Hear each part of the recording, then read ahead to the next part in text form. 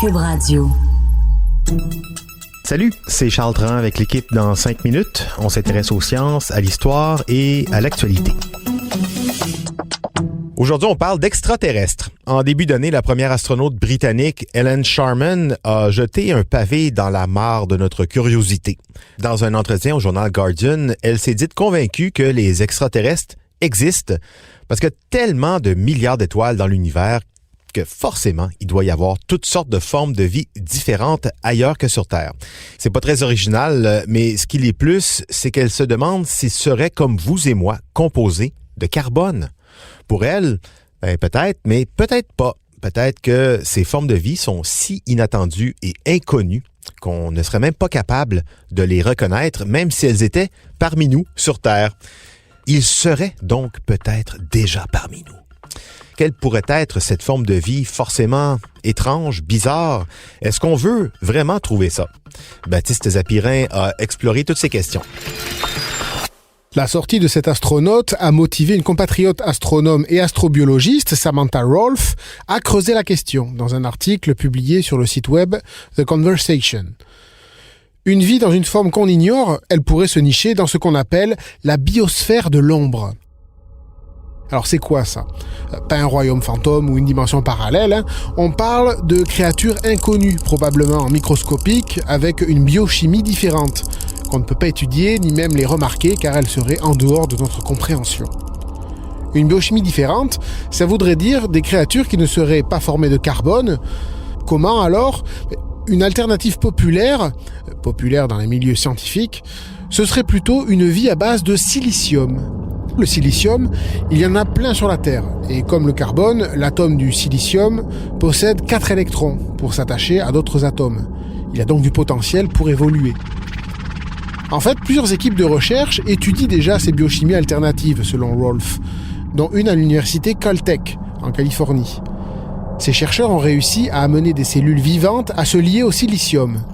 Et si nous pouvons donner vie au silicium sur Terre, il y a une chance que la vie ait déjà trouvé un chemin toute seule. Mieux, des formes de vie à base de silicium ont pu évoluer naturellement ailleurs dans l'univers, avant de faire de l'autostop à bord d'une météorite pour atterrir chez nous. Pourquoi pas en étant partie de Saturne ou de Titan par exemple, sa lune.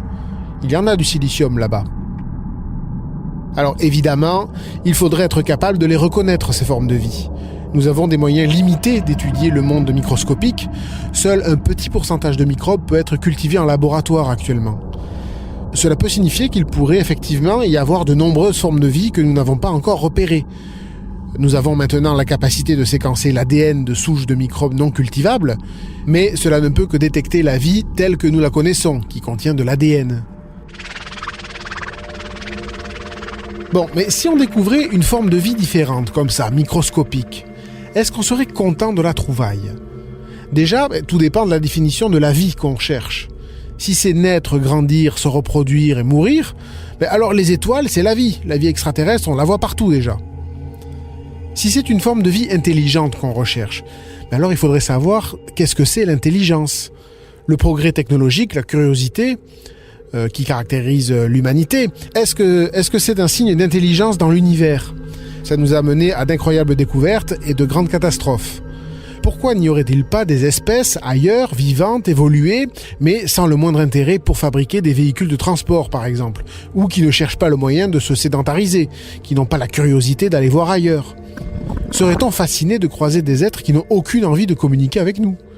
Ou alors, au fond, ce qu'on cherche, est-ce que ce n'est pas plutôt une version améliorée de nous-mêmes? Bien dit, Baptiste. C'est clair que, en pensant à ça, si ça se trouve, les roches sont des êtres vivants. Elles vivent à leur façon, avec des émotions, avec des aspirations, des roches ambitieuses, des cailloux tristes, des rochers joyeux. En tout cas, je sais pas pour vous, mais moi, j'espère que toutes ces formes de vie, si elles existent et en plus, si elles nous entourent, j'espère qu'elles ont de l'humour. Personnellement, ça me plairait qu'on essaie de communiquer avec une race extraterrestre qui nous trouve drôles et qui peut pas s'empêcher de rire en nous voyant. Merci beaucoup, Baptiste Zapirin. C'était en 5 minutes.